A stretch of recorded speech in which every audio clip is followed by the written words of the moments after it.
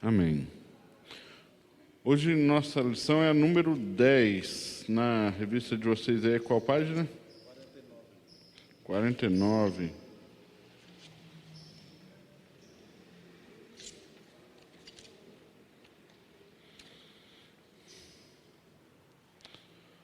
Jeremias e seus diálogos com Deus.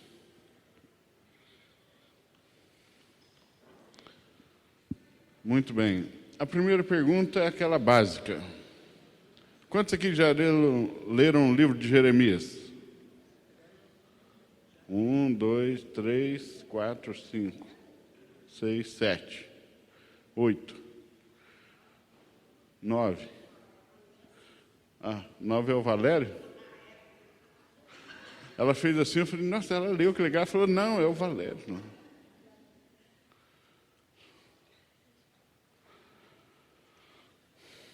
A média de 10 na sala de 40.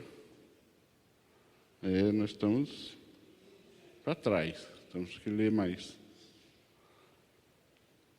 Bom, a lição número 10, Jeremias e os diálogos com Deus, na verdade ela condensou o livro de Jeremias, que é grande, e abarca um período de tempo grande, portanto, obviamente, não trata de todas as orações de Jeremias que o livro registra, são muitas, mas ele tratou apenas de alguns modos de oração que o livro de Jeremias traz. A oração diante das dificuldades, a oração na dúvida, o chamado de Jeremias. Esses são dois assuntos que a gente pode tratar hoje aqui também. A oração diante dos grandes perigos, da grande dificuldade. No caso de Jeremias, foi diante da possibilidade de morte real, várias vezes. E depois a gente fala da oração e a sua relação com a dúvida, que é um assunto muito interessante. A oração nos momentos de grande angústia, a oração nos momentos de possibilidade de morte. Vamos tratar desse assunto então aqui. Nem todas as pessoas têm a experiência de passar por momentos de intensidade, de riscos tão grandes quanto Jeremias passou durante seu ministério. Jeremias tinha a sua vida em risco durante um bom período da sua vida, do seu ministério. Poucos aqui já tiveram a vida em risco da mesma maneira. Talvez, na nossa realidade aqui, casos de doença ou acidentes, né, podem ter colocado a pessoa em alguma situação semelhante. Mas Jeremias viveu diante da possibilidade da morte simplesmente por dar fruto, né? Por fazer aquilo que devia fazer mesmo pela sua profecia e pelo exercício do seu ministério. E a vida dele esteve em risco mesmo, real, diversos momentos. Em diversos anos, ele viveu anos com a vida em risco. Da mesma maneira que Elias, da mesma maneira que alguns outros homens e algumas mulheres de Deus também viveram na Escritura. Então, nós não temos, assim, um parâmetro na nossa experiência que seja exatamente o mesmo, mas nós temos aqueles que são semelhantes, e nós podemos olhar para a experiência de Jeremias para compreender os princípios da oração nesse tipo de situação.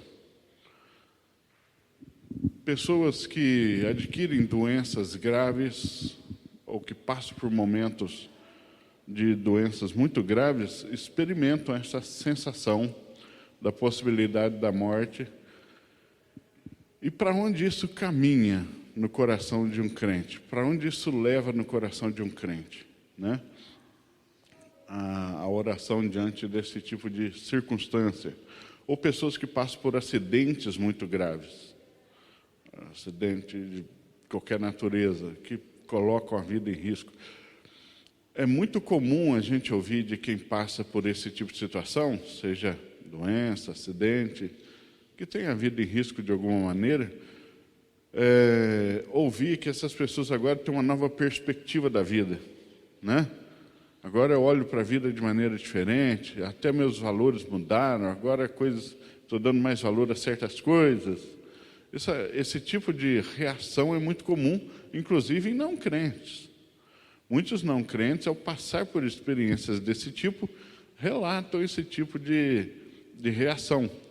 Não, olha, depois do que eu passei, mudei minha vida, estou fazendo outras coisas, passando mais tempo com a família. Isso não é incomum.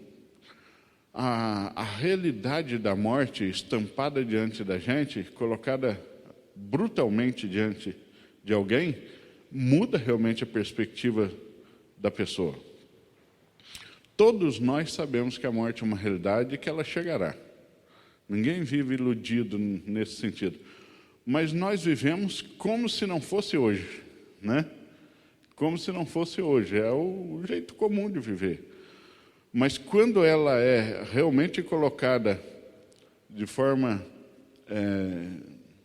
não florida, não camuflada, exposta em toda a sua dureza diante de alguém por um acidente ou por uma circunstância dessa, a pessoa é literalmente forçada a lidar com a realidade da morte.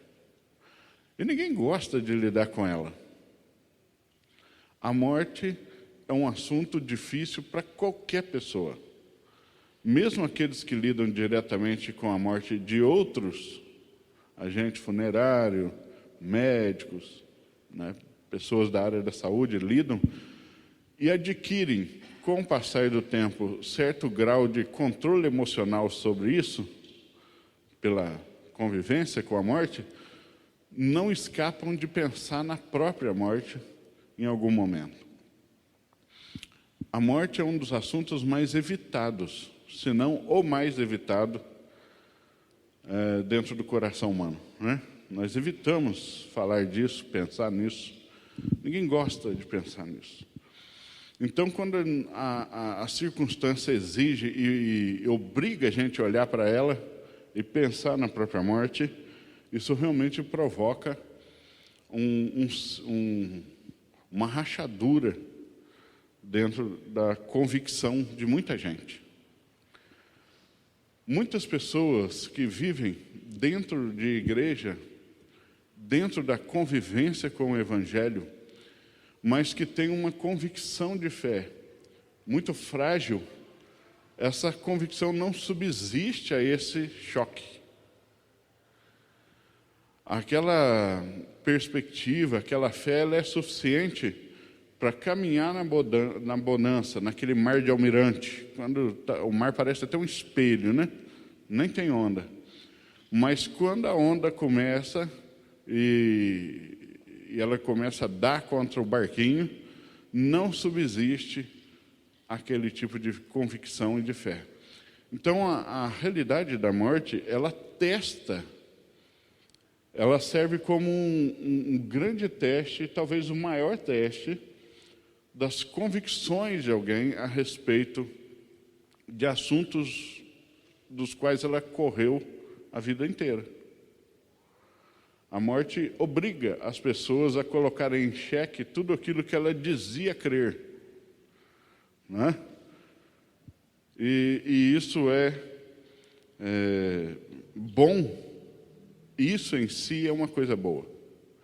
Então, muitas vezes, Deus pode permitir certos contextos exatamente como uma maneira de nos fazer perceber a fragilidade da própria convicção, para nós não nos escorarmos, não nos sustentarmos numa fé irreal, numa fé fantasiosa que nós estávamos querendo ser real.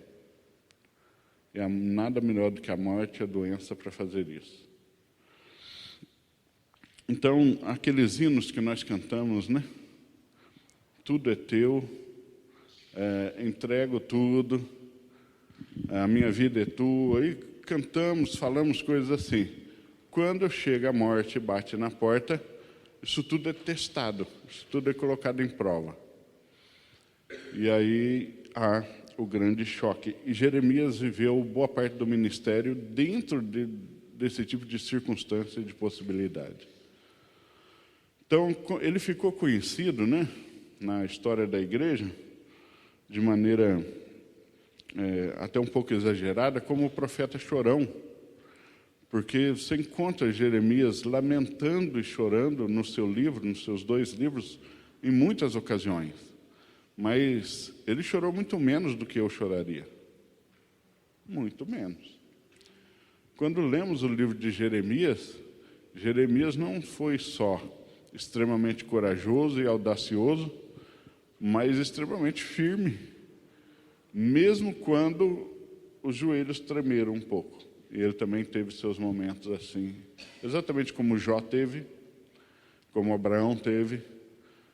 Ele também teve os seus momentos de lapsos e vacilos, mas ele sempre se manteve fiel. Jeremias é um grande exemplo de como permanecer fiel na perseguição e diante das lutas. Talvez ele e Jó sejam os maiores exemplos disso no Antigo Testamento, junto com Moisés também, e Davi. Talvez sejam os 4 expoentes assim, que mais sofreram realmente no Antigo Testamento. Então, diante da morte, da possibilidade dela, ou às vezes não é literalmente da morte, mas de grandes angústias, um divórcio, não é uma ameaça de morte, mas pode ser para muitas pessoas algo semelhante à morte. Muitas pessoas, quando se divorciam, elas mesmas não esperavam aquele divórcio, elas são pegas de surpresa, o cônjuge pede o divórcio e de uma hora para outra a vida muda, né? E tudo acaba e a pessoa pega. É um choque semelhante. Como nós lidamos? Como fica a nossa oração diante disso? A oração, nesse tipo de momento, muitas vezes, ela acontece desacompanhada de palavra. Ela é, muitas vezes, composta apenas de gemidos. Você não tem muito o que falar, em certas circunstâncias, e você apenas apela a Deus. Você apenas o invoca e apela. Não há muito o que ser dito. E depois, com o tempo, se passa a refletir e aí sim você começa a orar. Deus não tem dificuldade com os nossos dramas, como eu já disse para vocês. Deus não tem dificuldade de lidar com os nossos medos, os nossos temores. E a melhor maneira de conduzir qualquer oração num momento desse é realmente procurar falar menos, para não falar bobagem, né? E tentar ser o mais franco, honesto possível com Deus, porque tentar parecer forte diante de certas circunstâncias para algumas pessoas pode ser necessário, em algumas circunstâncias, não em todas. Em outras é apenas orgulho, né? Pode ser apenas orgulho, dependendo das motivações do coração, mas às vezes é necessário. Mas com Deus, Deus não tem dificuldade de lidar com a nossa fragilidade, com a nossa dificuldade de lidar com certas questões. E a morte, com certeza, é uma delas. Embora o crente realmente amadurecido lide com isso muito melhor do que o crente carnal, o crente não amadurecido, porque a perspectiva que ele tem da morte é diferente, a esperança que ele tem é diferente, a capacidade que ele tem de metabolizar certas sensações é diferente por causa dessa maturidade. Apesar disso, mesmo os crentes mais maduros, diante da morte, podem adquirir certos devaneios da mente que não são adequados. Mas eu me atrevo a dizer que é bastante possível, desde que a verdade do Evangelho e a graça de Deus sejam experimentados de maneira adequada durante a vida, a morte, independente do seu modo, independente da maneira como ela nos chegue, ela não causa pavor ao crente amadurecido. Pode causar a mesma tristeza que causa em qualquer pessoa, mas não causa pavor. Há alguns relatos de falecimento de crentes na história que são realmente extraordinários. Conta-se que George Miller, quando estava bastante adoecido na sua cama, em casa, nos seus últimos minutos, sabendo que ia falecer, porque quando a morte não é abrupta, algumas pessoas conseguem saber que não lhes resta muito tempo, né? Dizem que ele parafraseou o salmista, né? Ele disse assim: ó portais eternos, levantai as vossas cabeças. No Salmo diz para que entre o Rei da Glória, né? É isso que diz o Salmo. Diz que ele simplesmente, num último esforço para falar, já bem enfraquecido pela doença, ele disse: ó portais eternos, levantai as vossas cabeças, para que entre este Filho do Rei da Glória. E faleceu. É extraordinário, né? Então, esse tipo de maturação para lidar com a morte, uma morte que não causa pavor, ela só é possível para quem realmente metabolizou a esperança e a verdade do Evangelho a tal ponto que ele não vê a morte diferente de como Jesus a vê. Ele não vê mais a morte como um filho de Adão. Ele vê a morte como um filho de Cristo. E a morte para um filho de Cristo, ela só tem uma tarefa. Ela só tem um propósito: entregar este filho de Cristo no colo dele. Não tem outro papel. Crentes não morrem como punição. A morte é a grande punição pelo pecado desde o Éden. Nós sabemos disso. Se comeres, certamente morrerás, não é? Então a morte sempre foi o lembrete lá na nossa alma, mesmo que não seja consciente no intelecto. A morte sempre nos causou pavor, porque ela sempre lembra o ser humano da sua falibilidade e da sua ofensa a Deus. Pensar na morte é nos lembrar que falhamos, nos lembrar que somos filhos de Adão, né? Mesmo que a pessoa não saiba disso conscientemente, a alma é lembrada disso toda vez que a morte é o assunto. Mas aqueles que desenvolveram realmente a perspectiva de que aquele que está em Cristo já não morre, a morte não tem mais, não é essa a provocação dela na alma. Ela não provoca mais isso na alma. Ela provoca outra coisa. Na verdade, a morte para um filho de Deus é a sua última oportunidade de se parecer com Cristo na terra, morrendo também, sem merecer. Não é? É o seu último grande testemunho. Porque Cristo morreu. Morreu. Merecia morrer? Porque a morte é a lembrança da punição. Mas ele não tinha nada para ser punido. A morte de Cristo é uma morte imerecida. E aquele que está em Cristo, já não há condenação sobre ele, porque todos os seus pecados foram pagos na morte de Cristo. Portanto, o Filho de Deus não é digno da morte. certo? Então a morte só nos chega não como punição pelo pecado. Para o ímpio, a morte continua sendo a punição do pecado como foi desde o Éden. Mas para nós, não. A morte de um crente, ele não morre porque é pecador. Seus pecados estão pagos em Cristo. Ele morre como seu último ato de testemunho, seu último ato de identificação com Cristo.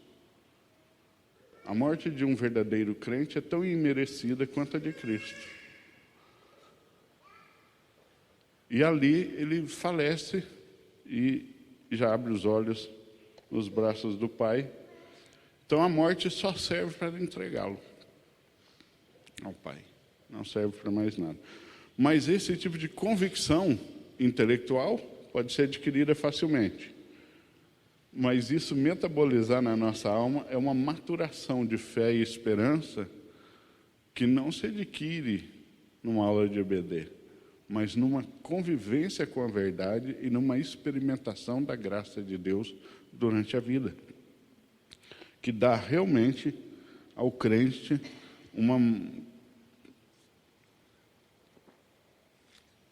uma condição de olhar para a morte e zombar dela no último momento, como alguns fizeram, né?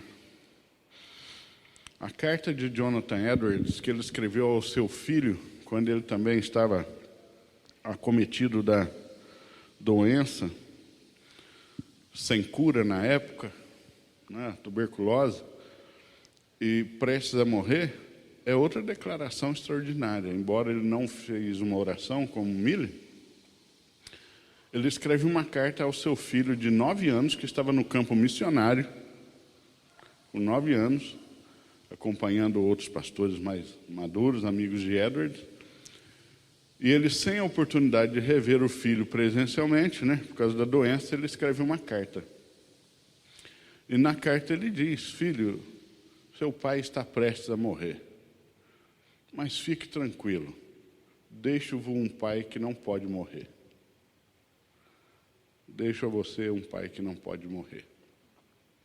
E eu estarei com ele em breve. Esse tipo de perspectiva e de condição não é comum a crentes imaturos. O crente, mesmo sendo um crente verdadeiro, quando ele não amadurece a sua concepção e experiência com a graça de Deus e com a verdade do Evangelho, e com o que a cruz significa, o que Cristo fez mesmo, ainda resiste certo medo da morte no coração dele.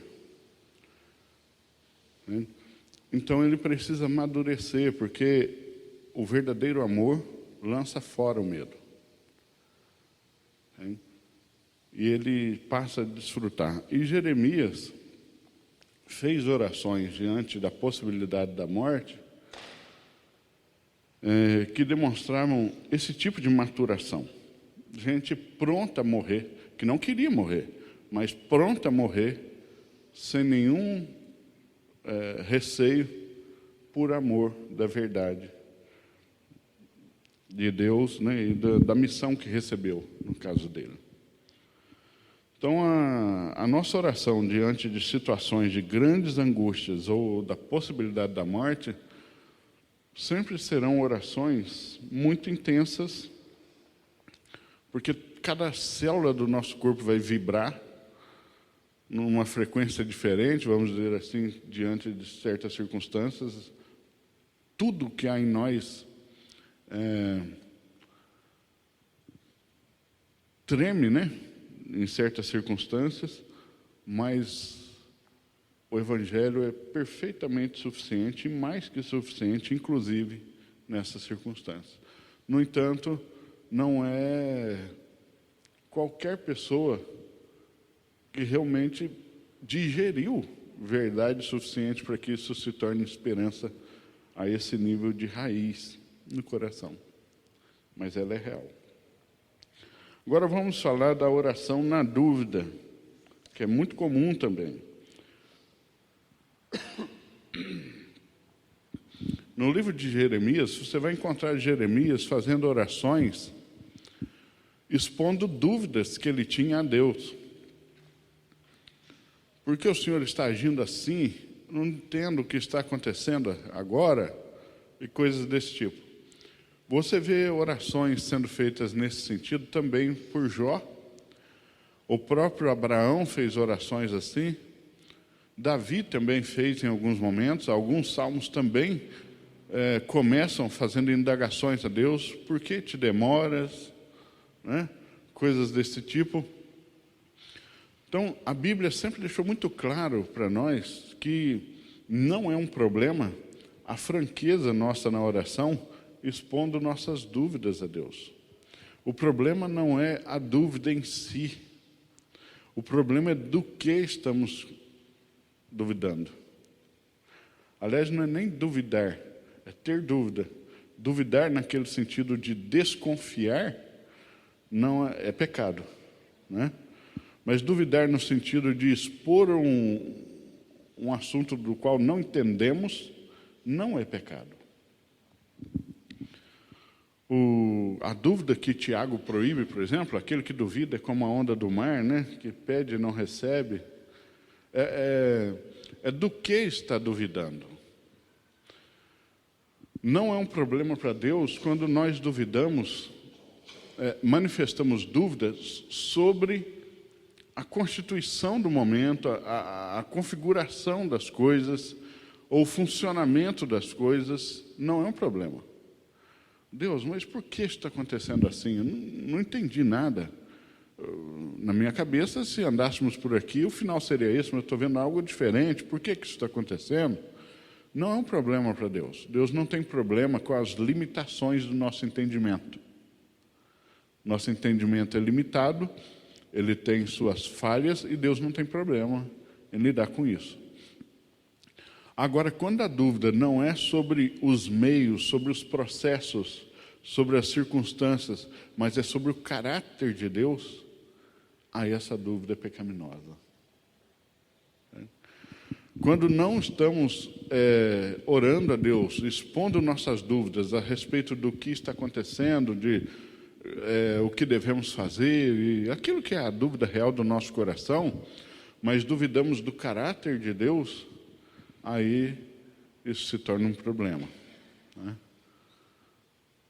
Então, quando olhamos, por exemplo, para algo acontecendo, falamos, Senhor, mas por que isso está acontecendo agora?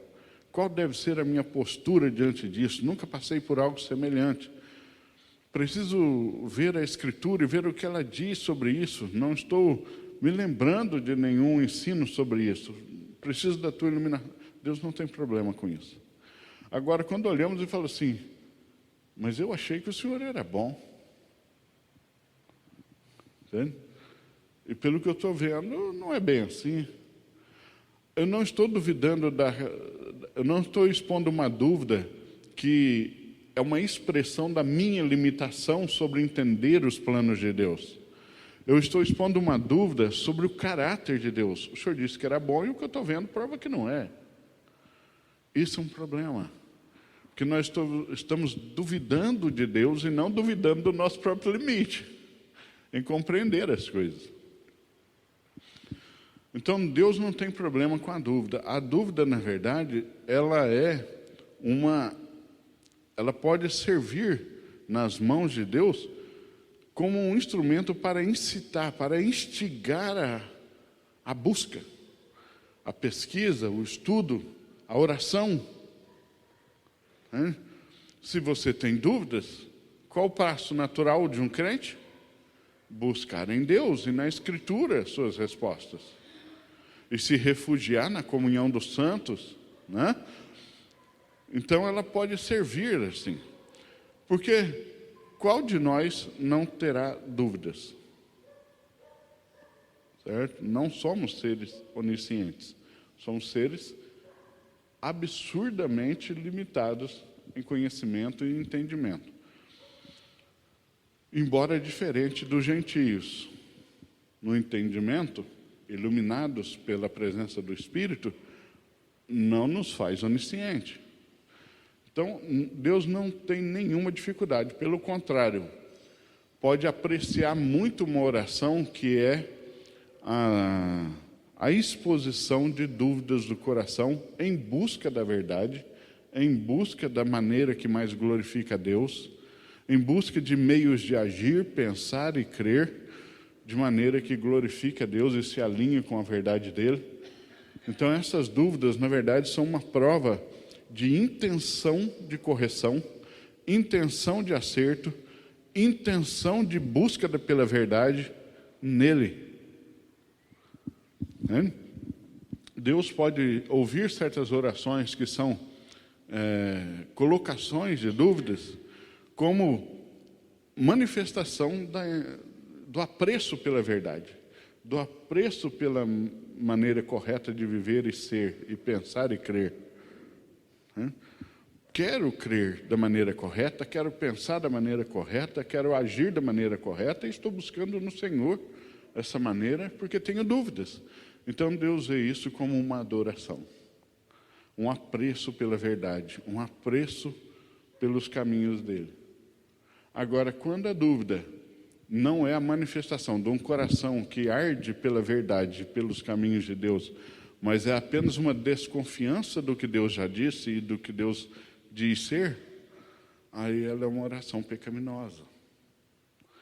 Porque ela é a expressão da incredulidade e da desconfiança, exatamente o que a serpente provocou no coração da mulher. Desconfie do que Deus diz. Ele disse que você não poderia. Ele disse que você morreria. Desconfie. A serpente não colocou a fruta na mão da mulher. Não a obrigou a morder. Ela só colocou dúvidas sobre o caráter de Deus. A serpente não levou Eva a duvidar de que o fruto era ruim para ela. Levou ela a duvidar de que quem disse que era ruim não era honesto.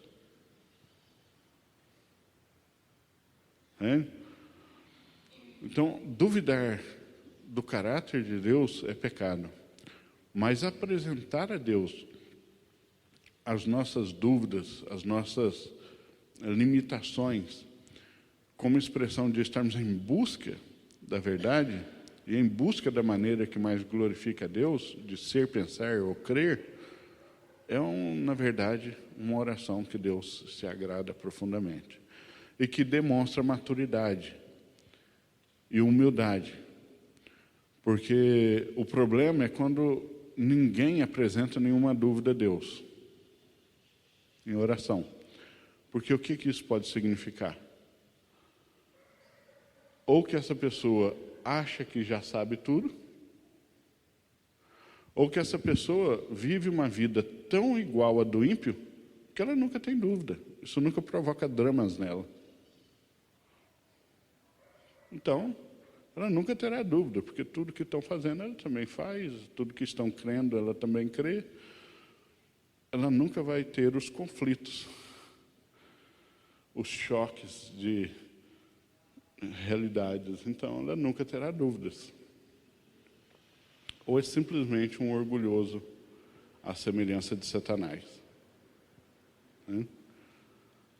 Então, o problema não é ter dúvidas. O problema é do que duvidamos e pelo que estamos orando. Em busca da verdade, em busca dos caminhos de Deus, da maneira que mais glorifica a Deus de viver, ser ou pensar, ou apenas como expressões de desconfiança sobre quem Deus é e sobre o que Ele diz. Olha, mas eu estou vendo uma coisa, será que a Bíblia é verdade mesmo? Aí começa, esse tipo de dúvida é um pecado. Será que Deus é realmente bom? Porque não é possível, a gente olha para o mundo e tem tanta coisa errada. Essa resposta já foi dada na Escritura tantas vezes, tantos outros antes de nós já fizeram a mesma pergunta, mas eu desconfio não daqueles que respondem sem a Bíblia, eu desconfio de Deus de novo. Asaf já fez essa pergunta no Salmo 73, Jó já tinha feito também. Olha, eu vejo os ímpios se dando bem, e aqui a gente está assim, o que está acontecendo? Aí, ao invés de ser uma dúvida legítima, que está em busca da resposta e da verdade, a pessoa começa a desconfiar do caráter de Deus. Mas então a Bíblia talvez não seja tão correta assim, de repente não estou numa boa igreja, de repente Deus não é exatamente o que eu pensava, e aí é um problema. O que vocês acham?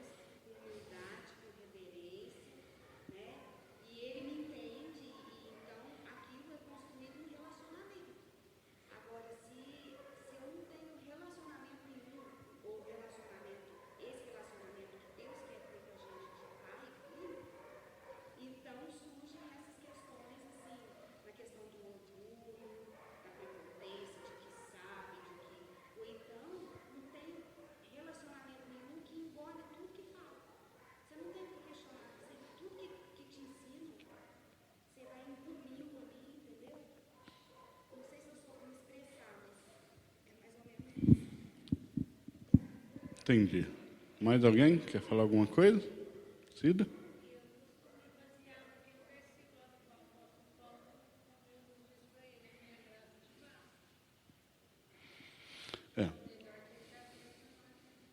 Sim, chega alguns momentos em que Deus pode responder assim. Deus não é obrigado a responder. Eu disse o tempo todo aqui que Deus não tem dificuldade com a nossa dúvida, que Ele aceita a nossa oração, que é a expressão de uma dúvida sincera, mas não significa que Ele é obrigado a responder, né? Muita coisa Deus não responde de maneira imediata ou não responde, simplesmente. Certas respostas vêm como resultado da experiência da prova, da experiência da confiança, e não como algo dito diretamente, né? Respondido diretamente. Por exemplo, quando Jó termina a sua experiência ali registrada no livro, dizendo: antes eu te conhecia só de ouvir falar, mas agora os meus olhos te veem. Esse crescimento todo, na verdade, é quase uma experiência de conversão. Ele está dizendo: antes eu te conhecia só de ouvir falar, como se tudo que ele sabia de Deus não veio da parte de Deus, veio da parte de outros que falavam. Ele mesmo nunca tinha tido uma experiência com Deus. Apesar do livro começar dizendo: viste o meu servo Jó, homem justo, íntegro, não significa necessariamente que é justo no sentido de salvo, mas que alguém fazia o que todo mundo fazia, o que outros faziam. Fazia o sacrifício, fazia tudo, e era um homem honesto, de boa índole, né? E Deus pode chamar seus servos de servos ou suas ovelhas de ovelhas antes que elas se convertam, como Jesus fez em muitas ocasiões. Chamou a gente de ovelha antes da gente nem existir, né? Não significa que eu, antes da minha conversão, já o conhecia, mas que ele me conhecia, né? Ele já me considerava ovelha, mas eu não o conhecia, né? Jesus, por exemplo, quando fala: tenho ainda muitas ovelhas, não desse aprisco, ele está falando de quem? Dos crentes que seriam salvos no meio dos gentios. Todos eles ainda eram incrédulos, e ele já os considerava ovelhas. Eles não conheciam Cristo, mas Cristo já conhecia cada um deles.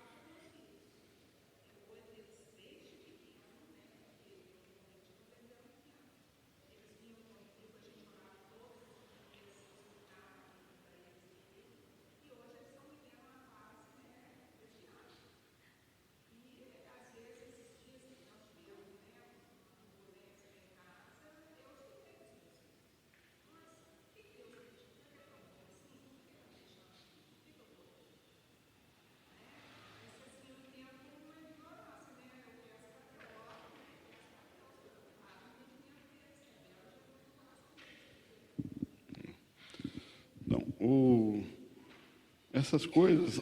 Então, Jó chega no final da experiência dele, ele manifesta isso sem que Deus tenha dado nenhuma resposta às perguntas dele. Durante o livro inteiro, Jó faz algumas perguntas e Deus não deu nenhuma resposta.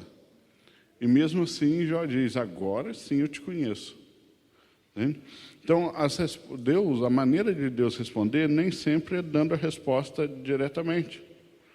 Às vezes, Deus dá só uma pergunta melhor do que a nossa. Porque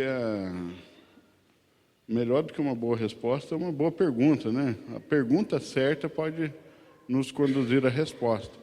Para Jó, Deus não deu resposta. Deus só deu perguntas e Jó passou a conhecê-lo. Então, agora os meus olhos te veem, significa, eu sei quem tu és e que o Senhor está comigo. Não é mais de ouvir falar como se estivesse longe. É algo real para mim, é algo próximo, é algo que eu sei. Né? Eu não estou mais aqui me baseando no que me disseram, mas no que eu experimentei, no que eu vi e sei que é real. Então, é diferente. A maneira como Deus responde. Então, esperar a resposta. E a questão da ignorância é uma questão muito séria, porque as pessoas têm uma tendência natural a romantizar a ignorância e algumas pessoas chegam ao cúmulo de achar que o estado de ignorância é melhor do que o de saber, de conhecer. Entende? Uma vez, por exemplo, eu estava discutindo sobre um assunto bíblico com uma pessoa aqui na igreja, uma pessoa com uma perspectiva diferente da minha. Aí ela perguntou por que eu pensava diferente. Eu expus biblicamente porque eu pensava daquele jeito. Aí a pessoa falou assim, eu tenho muito medo de concordar, porque se eu concordar eu vou ter que fazer alguma coisa. Ou seja, ela falou, eu prefiro não saber, porque se eu souber, eu vou ter que fazer alguma coisa. Então, isso é literalmente uma declaração de incredulidade. Eu prefiro não crer. Eu prefiro não saber. O estar nunca, em nenhuma circunstância, não saber é melhor do que saber. Não existe circunstância. Tem gente que diz, né, não saber às vezes é melhor, porque não sabendo eu não sou responsabilizado. Isso não existe, isso é uma falácia. Né? Se você não é responsabilizado pelo que sabe, você é responsabilizado pelo que deveria saber. Você já está enquadrado, não importa.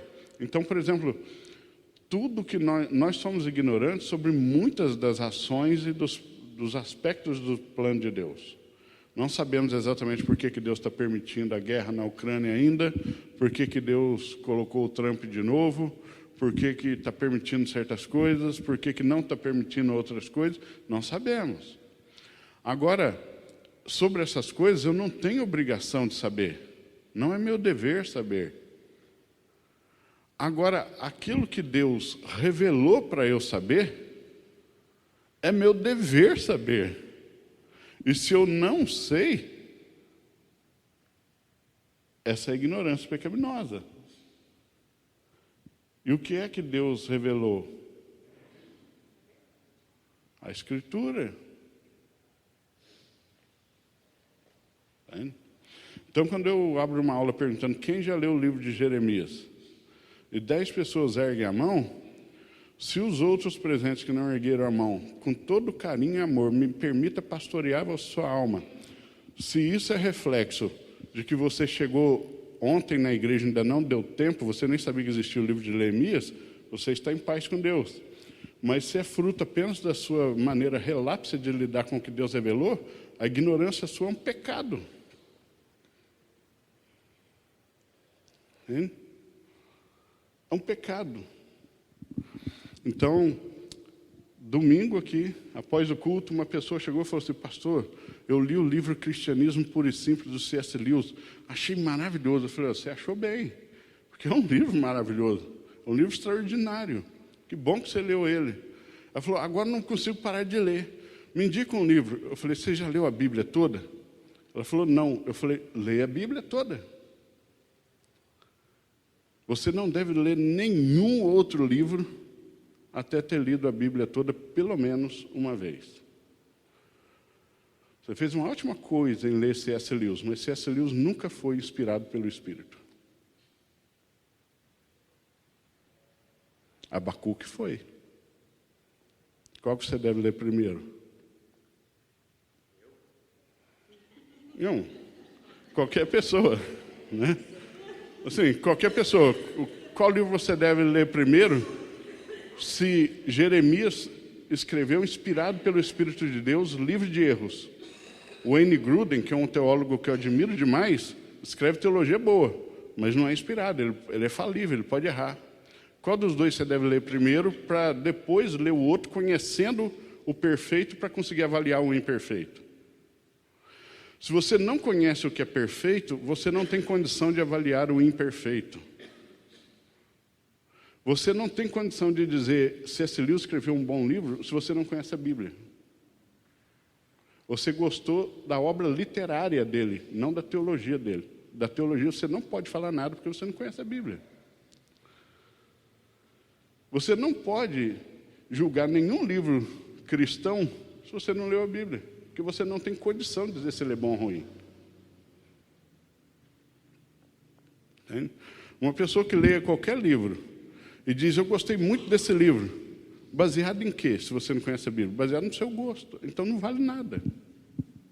Baseado só no seu gosto. Só no prazer da leitura. Porque se você não conhece a Bíblia, você não tem parâmetro, você não tem critério, você não tem um aferidor de medida para dizer se o livro é bom ou ruim. Então, os olhos de um santo não deveriam dar ao indigno mais dignidade do que ao digno. Os olhos de um crente não deveriam passar por livro nenhum antes daquilo que é a palavra do seu Deus. Deveria ser uma obsessão do crente ler a Bíblia toda. Ah, mas eu não li e não entendi. Eu não disse entender a Bíblia toda. Você nunca vai entender a Bíblia toda. Nunca inclui a eternidade. Você não vai entender a Bíblia toda, nem na eternidade. Mas ler a Bíblia toda é seu dever. Não tem nenhum versículo na Bíblia que mande você ler outro livro qualquer além da Escritura. Não é mandamento ler C.S. Lewis, mas é mandamento ler Lucas, ler João, ler Tiago, ler Sofonias. Deuteronômio 29 e 29. Alguém pode ler?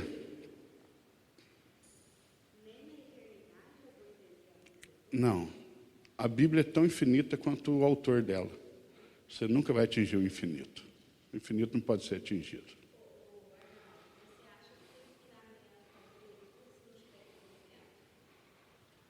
O entendimento vem pela leitura. A fé vem pelo ouvir da palavra. O entendimento vem pelo conhecimento da palavra. Se você não ler, você nunca vai entender. Não é esperar entender para ler, é ler para entender. Entendeu? Muitas coisas que você, enquanto lê, não entende, vão ser entendidas na segunda vez que você passar por ali. Entende?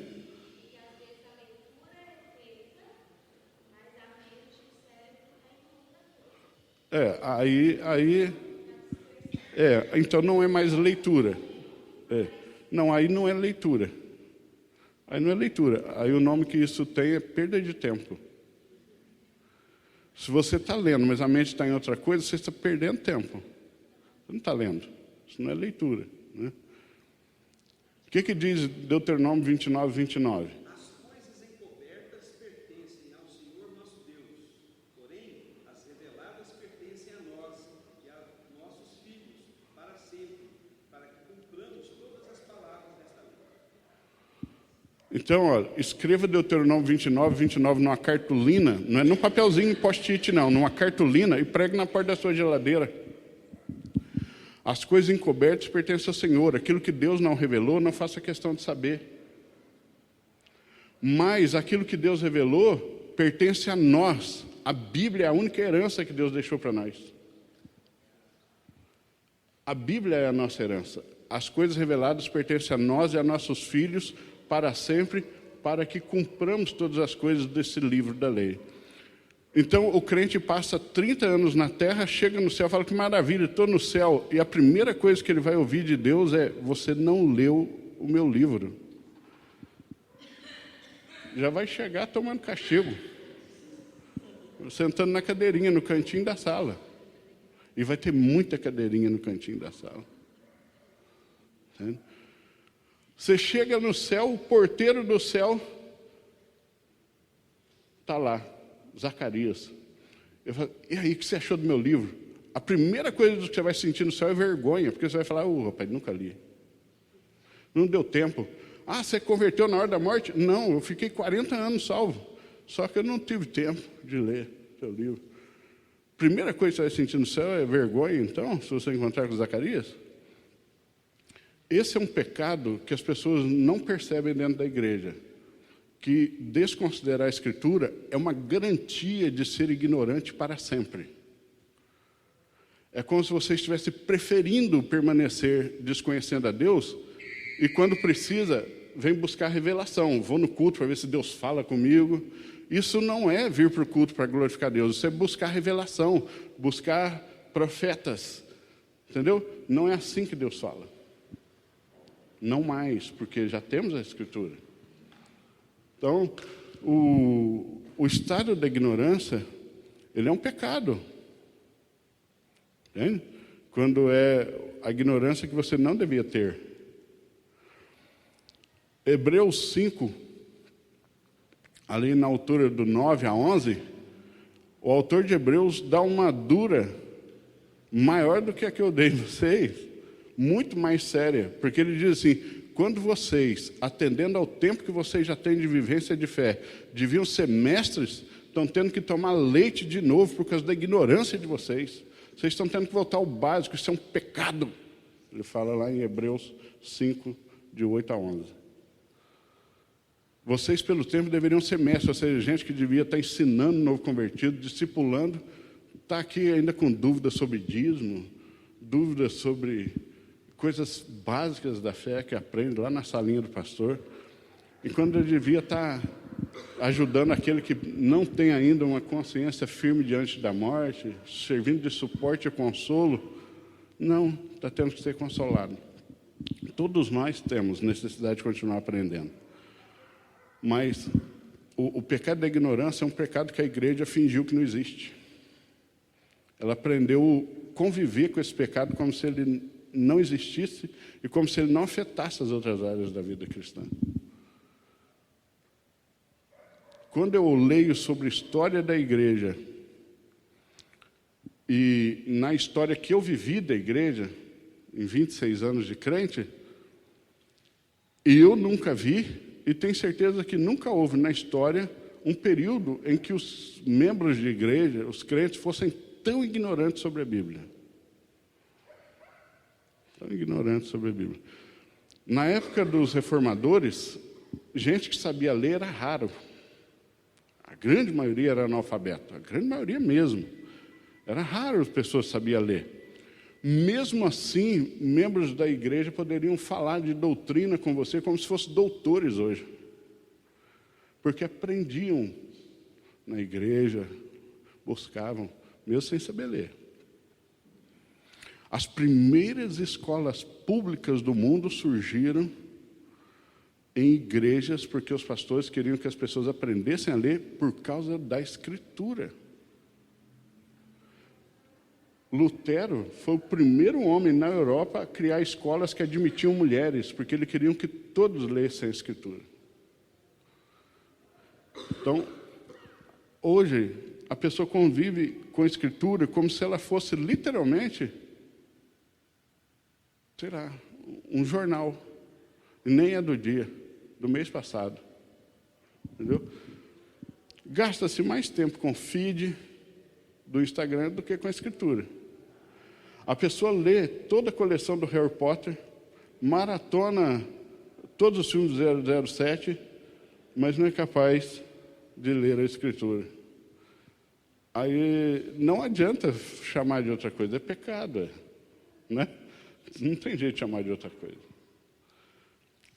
O entretenimento ele é uma bênção quando ele serve para descansar a nossa mente, o nosso corpo, que isso é santo, né?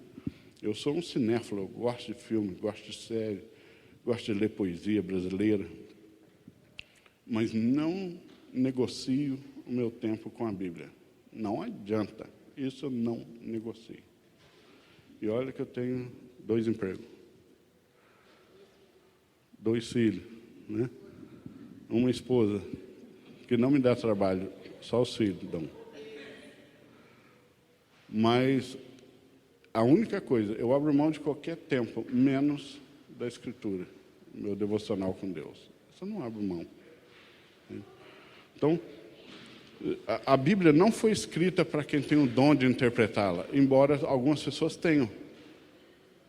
Algumas pessoas recebem de Deus uma capacitação espiritual diferenciada para lidar com a verdade da Escritura.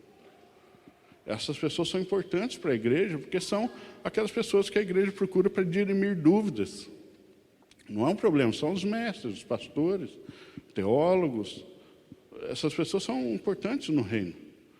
Mas a Bíblia não foi escrita para eles, foi escrita para a igreja. A Bíblia é nossa herança, pertence a nós e a nossos filhos. Então, negligenciar a Bíblia é assinar um atestado, falar, Senhor, eu te amo, mas o livro que o Senhor escreveu, eu sinto muito, preferirei outras coisas e me dedicarei a outras coisas, embora eu continue reafirmando, te amo muito. Ninguém aceitaria uma declaração de amor assim. Então, a sua adoração fica comprometida, né?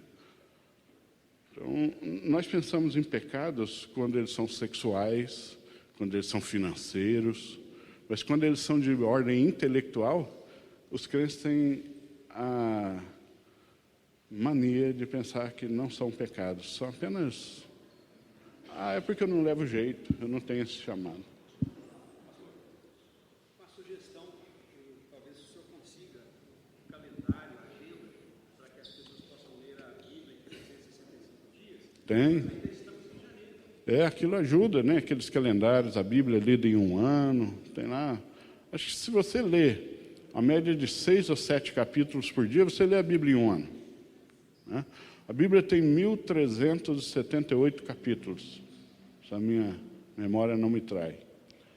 Então, se você ler 7, acho que é 7 mesmo, capítulos por dia, mas não se preocupe com anos, o negócio é ler, né? E ler, não assim, né? Ler assim no começo, quem não tem hábito de leitura vai ter mais dificuldade mesmo, porque é como um motor enferrujado. Você tem que dar um tranco primeiro, tirar ferrugem, jogar um WD.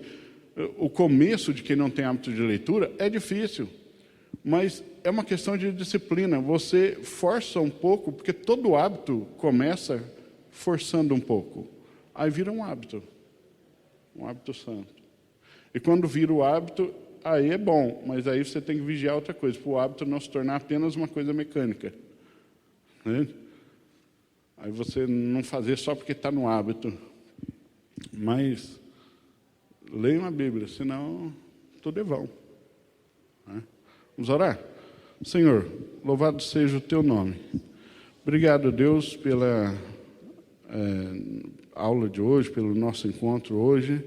Nós te agradecemos pelo livro de Jeremias e suplicamos a Deus que a mais tarde, neste mesmo local, o teu povo se reúna para celebrar o Senhor com alegria e dedicar ao Senhor o culto que lhe é devido. Leva-nos para casa, guardados debaixo da tua mão. Em nome de Jesus, amém.